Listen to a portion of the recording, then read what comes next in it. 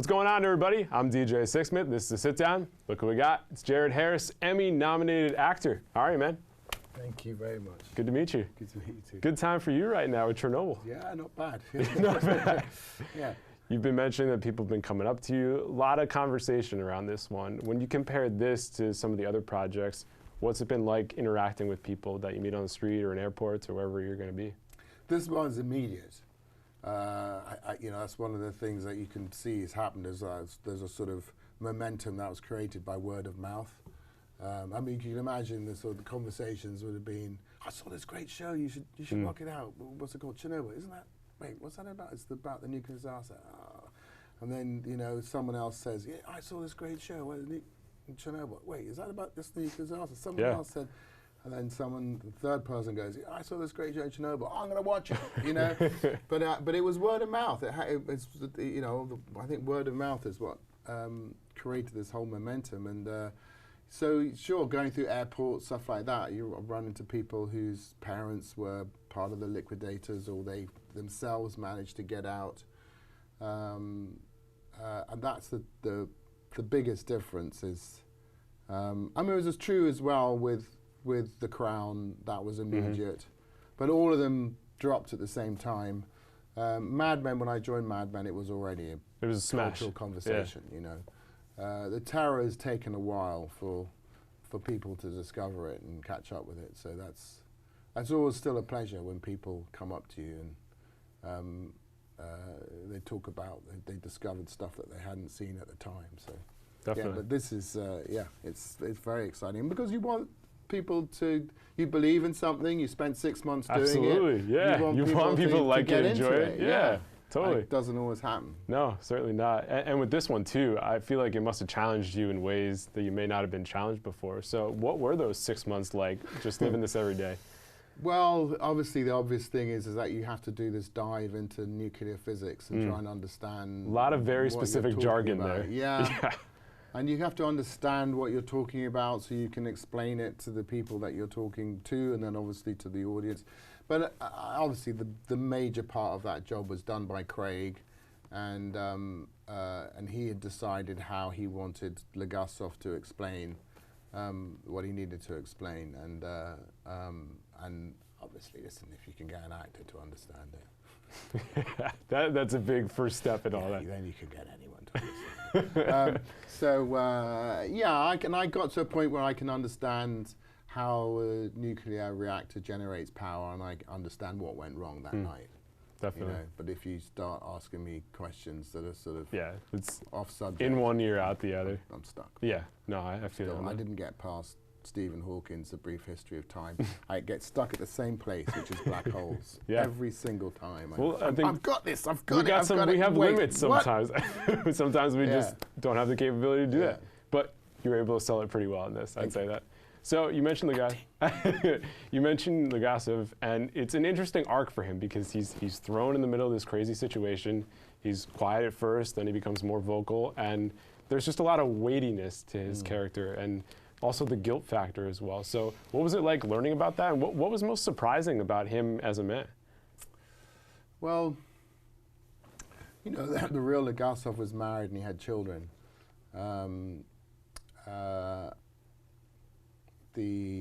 I think that from watching the footage of him that exists still, and there's not a lot because they did a good job of scrubbing him from the record.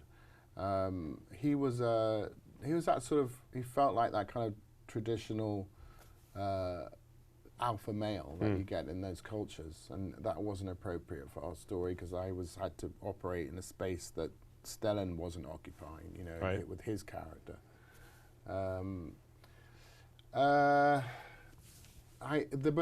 There was a lot of nuance to his journey. You talk about the guilt factor, and you have to decide where you start to sort of hint towards. There's an awareness of this could unravel in a really bad way for me. Yeah, you know. I mean, for me, the biggest surprise that from reading the scripts was actually less to do with him. It was to do with the stories of the heroism and the sacrifice of the Ukrainians and dealing with the problem, and it was a true expression of heroism in that they had no expectation of being rewarded or remembered, or they did what they had to do because someone had to do it, and they were the unlucky one to be in that moment. And that sort of informed part of where I decided to imagine the Gasov, because I thought it was interesting to tell a story about someone, a heroic journey, if you like, but from the point of view of someone who didn't want to be. They just didn't expect ever to be put in that situation. And then here you are. And they're having to do it, and that they're afraid because they understand better than anyone what's happening to them, silently the whole time. They're being bombarded by the radioactive particles. Well, especially also when people are denying and trying to cover things up. Then there's that part. Takes it to a whole different level. Yeah, that becomes a sort of the crusading champion part. And that part reminded me of the Cassandra story in the Trojan myths. Is someone who absolutely, completely aware of the consequences of these actions and nobody's listening. In that sense, Emily's character and mine were similar. We were the smartest people in the room that no one paid attention to. Which is a wild concept when you think about it. But it goes on all the time. Yeah, totally. You know? Absolutely. And the other thing that's really interesting about the show is that it can say so much without having any dialogue going on. Even in those beginning episodes, it's just the natural sounds of what's happening, the music involved. And you mentioned off camera to me, the people are picking up on the nuances of the show, the design, the music, sound design, the costumes. Makeup, I mean, everything. It's pretty outstanding what they're able to do. What was it like for you to see it unfold? Yeah, I mean, not just the critical response, but the fan response as well. That they've seen how those elements have contributed to the overall impression and dynamic of the whole show. That's amazing. I'm very gratifying. Very gratifying that it got nominated because in 19 nominations for incredible. A one-off show, 5 episodes. 5 episodes, one miniseries. It doesn't normally get picked out that way. So I think that just speaks to the fact that everybody got it right, and that the producers, Craig and Carolyn and Jane Featherstone and HBO and Sky, there's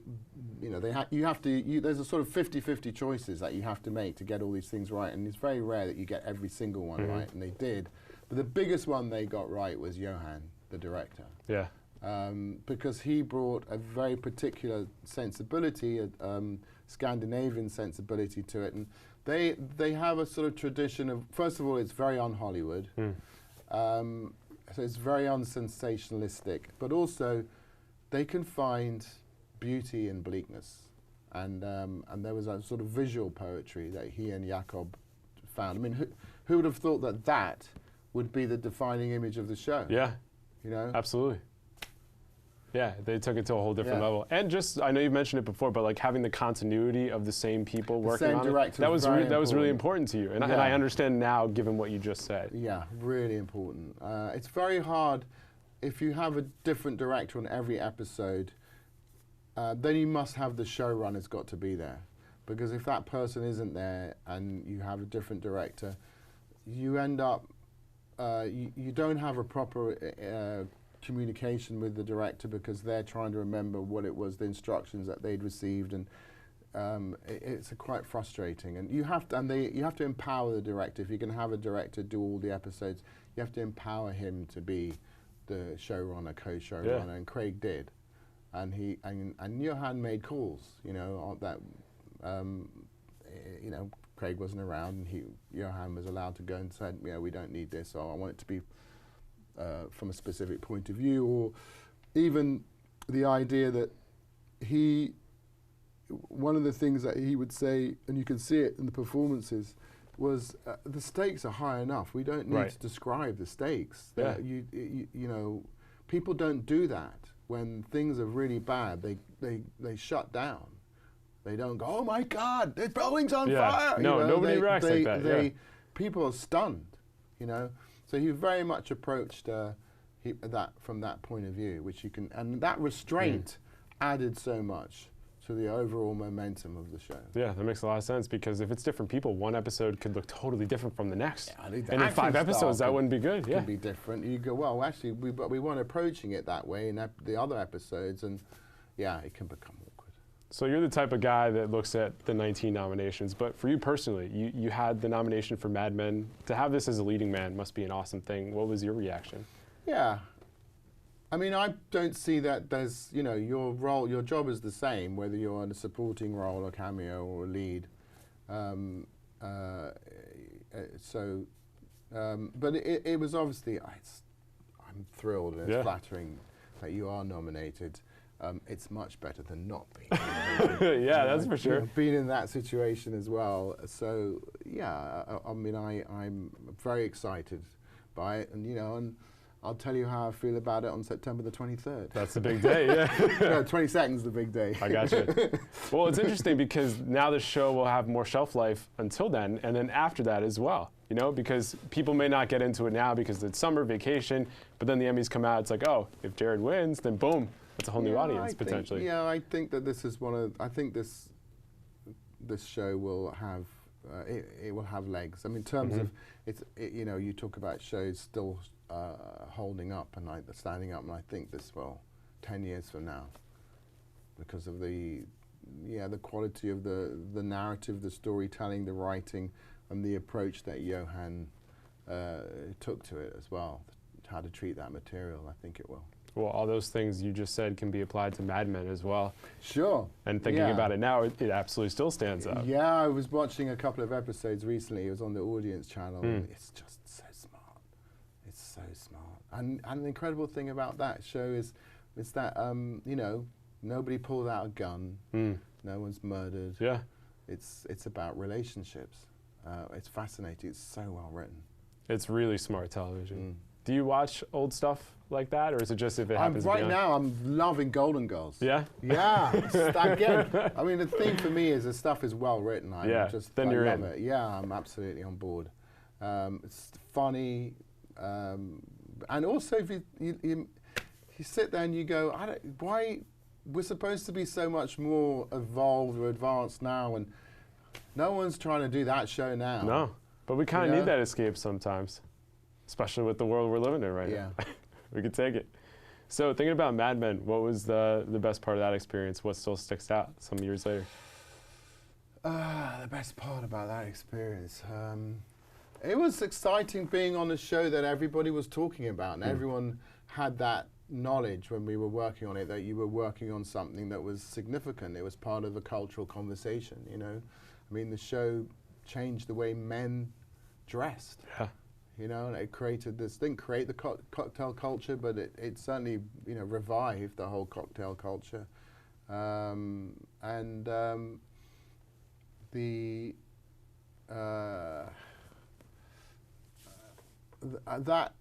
That feeling was apparent on set. Again, every 8 or 9 days, the new script for the next episode would be issued after the read-through, and you would see the crew would be in between setups. They'd be sitting there reading through because they wanted to know what was going to happen. I'm sure they did. They were fascinated by it. You know. No, that show really gripped the entire country, and it was also too like kind of made us look at what masculinity looked like then compared to what it looks like now, and to just have those thought-provoking conversations. Like maybe you're not having those conversations without a show like that in your everyday life. You know? Yeah, I mean, it was deliberately. I believe on Matt's part, it was part of a conversation that he was interested in having. Subtextually, if you like, with the audience, which is about there's been these, you know, culture wars going on in the United States. They are directly linked to the movements in the 60s, and this was about. I mean, it started in. There's a reason why it starts in the late 50s and then ended in the early 70s, and it's about the effect that those culture wars had in the 60s have had upon the country ever since. And the main character wasn't a liberal. Right. You know, he was a Republican. And the fact that, you know, I think one of the things that he got a sort of perverse pleasure out of was the character that most aligned with liberal values was Pete Campbell. Yeah, that certainly was interesting when you think about it now. So let's hit some of the other stuff you've done. Speaking of cultural impact, Benjamin Button was something that I think about now. which you thought about life in a different way because people had obviously interacted with that before, but seeing it on the big screen was something else. So what was it like working with Pitt, and what do you remember from that? I mean, there's things that I remember taking away, like, for example, going back to things that one has learned. I learned on Mad Men, people wouldn't disappear if you knew you were going to be needed in sort of the next 5 to 20 minutes. They wouldn't sort of disappear off, so you could keep the momentum going. On that one, what I really was impressed by was that David and Brad, they didn't waste time. That if they weren't needed on set, they were working on something. So David Fincher was working, either he was editing or he was working on another screenplay. Brad was holding Plan B meetings. He had hours in the makeup chair, so he didn't sit. He was working on stuff. So they were constantly. They weren't sitting there gossiping, and actors trying to turn around and tell stories and try and be entertaining to each other. And they didn't waste time. I am still deeply moved by that movie. It makes no sense whatsoever. Yeah. No one's lived that life. No. No one will ever live that life. And yet it said something very deeply affecting about the journey that we all have. It doesn't make sense why. But yeah, it was very affecting. And I was thrilled to have been cast in it. Initially, that character was Cajun, and when I went in, and he said, just do it in whatever accent you want, and Irish, he said, but do whatever Irish accent you want. And I loved the whole David's approach to filmmaking. I love being able to do as many takes as you want. You never feel as though you left an idea unexplored. And it's incredibly liberating. I find it to be incredibly liberating to the actors, and he has tremendous patience for the actors and for the work that needs to be done. Great respect for everyone's contribution that they need to make to do the best job. That's really interesting, because you'll have some directors that just want it done in 1 or 2 takes, and some actors will like that, but you like to have the bigger runway to play with it in a sense.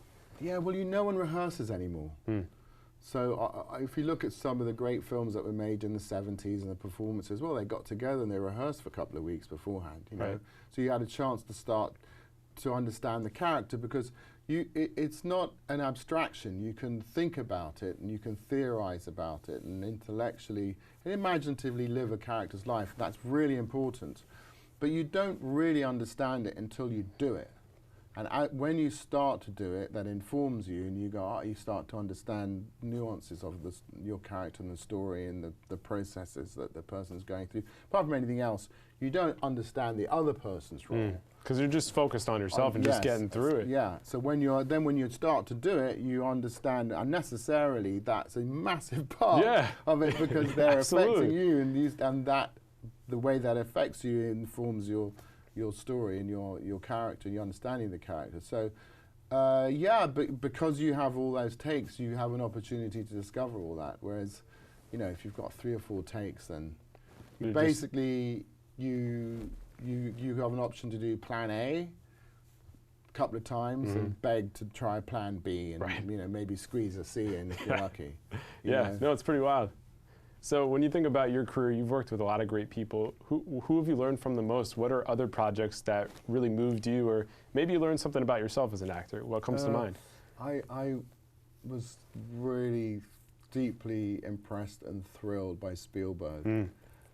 He just has this excitement and joy and enthusiasm about making films. He was making 3 at that point. Wow. While he was shooting Lincoln, he was editing Warhorse and Tintin. And again, if he wasn't needed, he was off into a tent to go and look at whatever the latest cut was on either one of those things and work on that with his editors who were somewhere else. And it was just, he was a constant feeling of the joy of discovery, because he was putting together this sort of Rubik's Cube in his mind of the way that the scene could work if he approached it visually from this way, or maybe he could start it slightly differently, so he would adapt a camera move to start the scene in a different way. and that he moves his actors. He moves his actors so that he doesn't have to constantly move his camera, and he's so famous for actually moving his camera. But if you watch his work, he moves his actors a lot, so you can get different setups from a fixed camera position, you know, and that's the sort of thing that people learn in the early days of television. And you go back and you look at early TV shows, and you see that all the directors had to figure out how to do that. That's really interesting. I didn't know that. That movie was great, by the way. It was a long movie, but you needed that time to really unpack everything. I mean, yeah, it was fascinating, and one of the things that I was impressed with Spielberg is he's got brilliant. He has a sort of a great actors understand when to deploy comedy, because if you're working, you know, you're doing a scene, you're doing some Shakespearean tragedy. If you keep thumping people in the face with the tragedy, eventually they just get numb and switch off. So you've got to find different ways to relieve the tension, and he deploys humour that way, and he would look for humour, different ways to do it. So for example, that scene where James Spader goes to the character to try to get him to sign off, and the guy, he can't load the gun quick enough, you know? Or when Michael Stuhlbarg's character is going to vote, and you know, I vote aye, and he whispers it, he mouths it, then whispers it, and then leaps up and shouts it, you know, and all that is him. That's really interesting. That wasn't little in the moments script. like that. Those weren't in the script. That was him. That's really fascinating. So you've had moments like that. On a lighter note, you've done stuff like Mr. Deeds. You know, that's had some staying power. Where that's a totally different role. You play pretty much a jerk in the movie, right? Yeah, funny jerk. Funny jerk, yes, absolutely. But what was that experience what I was like? impressed on that one was just how generous Adam Sandler was. He wanted everybody to find the funny in their character, everybody. And he was there every day on set. And if he saw a joke for you, he'd give it to you and try this, try that. Because you know, we've been on things where that's not the case, or auditioned for things where they were like, "Yeah, don't be funny." You're like, "What do you mean?" He won't like it. Yeah. But Adam was not like that at all. Very generous. I remember at one point thinking, he said, "Try this reaction when one of the people in the one of the journalists says something stupid, and I had to go, duh, and then say something like that. And I just thought, it's not funny. I'm not going to do that. It's just asinine. And then I went, Jared, this is an Adam Sandler movie. Take a step back. He's made billions of dollars in comedy. Shut the F up. Do it. Biggest laugh my character got in the whole movie. Wow, there you go. Isn't that funny how you think in your head and then something hits like that? Yeah. Those movies, by the way, made so much money. I was just looking through Sandler's box office number. That run he ran on, insane. Even the recent stuff is still making hundreds of millions of dollars. He understands his audience really, really well. And he's funny. He's a very funny person. Absolutely. And then Winona Ryder goes on to Stranger Things now. I mean, pretty crazy to see that, right? Yeah. I love that show. Great show. I'm 3 episodes into the new season. Oh, you're gonna enjoy where this one goes. David Harbour is hilarious in it. Incredible. Yeah. What else are you checking out? What else? So we got Golden Girls, Stranger Things. Sex Education, I was watching that and enjoyed that. Russian Doll. See, my mind goes blank, but I've actually been watching it. Well, there's so much good stuff right now. There's a lot. That's the thing. And then this is a conversation. It goes, have you seen Chernobyl? Have you watched Stranger Things? And it's all out here in the office. Yeah. And for me, it's like, people like you will come in and want to check it out, but then it's like, how do I keep up with all this? I know. You know? You just have to get sick a lot. Yeah. That's what happened. Like, the end of last year, my fiance got the flu. We watched Lincoln. We watched a bunch of movies and stuff like that. Because my thing is, like, I want to go back and watch the old stuff, but I want to watch the new stuff as well. So it's like, finding that balance is not easy sometimes. It's a lot, man. Yeah. But it's a great time, too. And it's interesting how television has really taken this primetime slot of being the big thing right now. Is it? I don't think it's an accident or it's a mystery, because I think what it is it's a decade of the studios neglecting an audience. And they are interested in, you know, like 12 to 22-year-olds. And I love those movies. Sure. I go and watch them. They I serve buy a tickets. purpose. Yeah, I enjoy them. But they've pursued that to the exclusion of the adult audience. And nature abhors a vacuum, and the television realised that there was an audience that's not being served. And to be honest, probably better served within the format, because you can get deep into character. This was 5 episodes, and The Terror was 10 episodes, and it's a deep dive into those characters, into those stories, and The Crown is 6 seasons, and you can really wrestle with the subject and with the character that way, and you can touch on complicated themes that the studios are scared to do because their numbers are so high. They have to appeal across such a massive sway. Yeah, how's this going to hit internationally? How is it going to make money? Whereas, like, if Chernobyl's a movie, it looks totally different. You need the 5 episodes and the 5+ hours to go through it. 2 hours. No, absolutely not. Yeah, You're only hitting part of the story. I think originally The Terror was the first iteration of it was a 2-hour movie with David Fincher. And essentially that was, I'm sure, I didn't read it, but I'm sure it was just people screaming in terror from the monster. Right? I'm sure. Just being chased down hallways and across the ice. Like, Yeah. it's coming! That would have been something in the theater. Yeah. So what else can people check you out in coming forward? Let's see, I just did the SpiderMan spin-off, Morbius. Oh, nice. Okay. Yeah, with Jared Leto and Matt Smith. Oh, that's right, yeah. I was with him again. He's lovely. I really enjoy him. Working with him, he's such a nice, lovely man, fun man. Very real and humble. So that and Carnival Row is that's right. That's coming. Debut at the end of this month on Amazon. What else? What else do I have? I think that's it. I better get to work. Yeah, that's the funny thing. It's like you can do so much in a year, and it's like, all right, I've banged out a couple things. What's the next thing? Yeah. I want to be front of mind for people, but you also need a little break, I'm sure, from some of this stuff. Yeah, I mean, I am fussy. I want. You got to be working. Well, I want to be working, but I also, I mean, you play that balance, or you wait until you're sort of, you're running out of money and then you've got to work. Or, but most of the time I want to read something that I'm really excited about and I'm grabbed by, and the writing is good.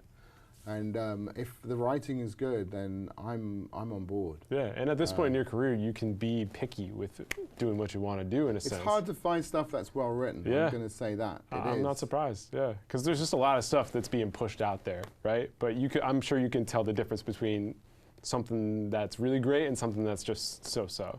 Well, it's taste as well. I mean, you go and see stuff that I read and I didn't get, and then you look at it and you go, oh, that's what, okay, that's, I missed that. Do you have an example of that? My mind goes blank every time people ask me questions like that. I mean, the one that's obvious one that goes way back, Dracula. Francis Ford Coppola's Dracula. I read that script. It was a pile of cack. Wow. It was softcore porn, basically. And I read it. You're like, really? No way. Rubbish. All these people doing this for. None of that stuff was in the script. When the movie, the imagery and the whole I mean, even that love affair wasn't as well. It wasn't. Yeah. I mean, I just went and watched the movie and I understood really clearly. Okay. So, the director. Yeah, the director is so huge in this. And you understand, okay, he has an idea. This is a sort of a lump of clay, and that they see opportunities that this is going to give them to tell the story the way that they see it in their head, and that is just massive. It is the most defining part of the whole thing. Yeah, no question about it. Well, Jared, it's been a pleasure. Thank you. Thank you very much. Thank you. Catch this guy in Chernobyl. You won't be disappointed. That's Jared. I'm DJ. We'll see you next time here on The Sit Down.